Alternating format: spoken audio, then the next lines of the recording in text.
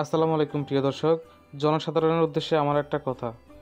আপনারা যারা free fire খেলেন, বিভিন্ন মোবাইল গেমে আসক্ত যারা রয়েছেন, তারা একটু গেম টেম না খেলে যদি পারেন একটু শাকসবজি চাষবাস করুন, তাহলে টাটকা শাকসবজি খাইতে পারবেন।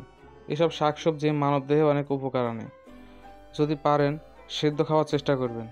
তেল ময় মশলা দিয়ে খাওয়ার চেয়ে যেটা হচ্ছে শুধু লবণ দিয়ে সেদ্ধ করে খাবেন, সেটাই কিন্তু বেশি কাজে আসবে।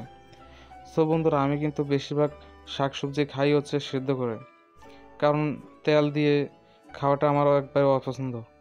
সবচেয়ে বেশি ভালো লাগে আমি যখন গরম পানি দিয়ে এই শাকগুলো সিদ্ধ করব তখন, কারণ এগুলো সেদ্ধ করে খাওয়ার পর এর ভিতরে কোনো ময় মশলা আসে না, কোনো ঝামেলা নাই। এই শাকসবজিটা গাছ থেকে তোলার পরে যেমনটা সতেজ, ঠিক খাওয়ার সময় তেমনটা সতেজ থাকবে। কোনো রকমের ফরমালিন ঝই ঝামেলা এটার ভিতরে থাকবে না। সেই কারণে আমি একটু সেদ্ধ খেতে বেশি পছন্দ করি। যাদের যাদের সেদ্ধ খেতে ভালো লাগে না, কয়েকবার ট্রাই করবেন। যদি ভালো না লাগে তাহলে ভাজি করে খাবেন, বা যে এইভাবে খেতে পছন্দ করেন সে সেইভাবে খাবেন। খাওয়াটাই হচ্ছে main. So everyone, Free Fire খেলার চেষ্টা করিয়েন না।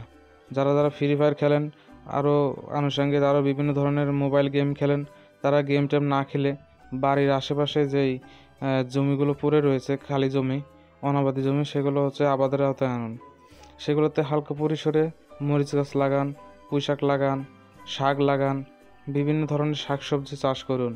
সেখান থেকে আপনার পরিবারেরও অনেক উপকার হবে, এবং আপনার পরিবারের যে মানুষের মুখের যে দোয়া, অন্তরের যে দোয়া, সেটাও আপনার গায়ে লাগবে। আসলে দোয়া গায়ে লাগে কিনা জানি না। যদি ভিডিওটি ভালো লাগে অবশ্যই সাবস্ক্রাইব করবেন। ধন্যবাদ।